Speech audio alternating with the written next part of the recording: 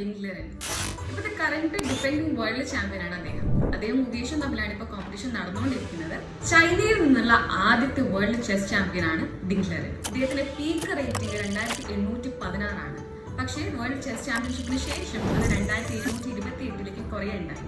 അതിന് മുമ്പ് 2019 സിംഗ്ഫീൽഡ് cup, 2022 Magnus കാൾസിനെ അടക്കം തോൽപ്പിച്ചുകൊണ്ട് ചെസ്സബിൾ മാസ്റ്റേഴ്സിന്റെ കപ്പ്, ഇങ്ങനെ പലതരത്തിൽ അദ്ദേഹത്തിന് കഴിവെടുത്തിന് മുമ്പും അദ്ദേഹം പുറത്തെടുത്തിട്ടുണ്ട്. ചെസ്സിലെ ബ്ലിറ്റ്സ് ഗെയിംസിൽ ലോകത്തിലെ തന്നെ ഏറ്റവും റേറ്റഡ് പ്ലെയർ കൂടി ആയിരുന്നു ഡിംഗ്ലറൻ. അതുപോലെ 2017 മുതൽ 2018 വരെയുള്ള കാലഘട്ടത്തിൽ 100ഓളം ഗെയിംസ് അൺബീറ്റൻ സ്ട്രീക്ക് അദ്ദേഹത്തിന് ഉണ്ടായിരുന്നു.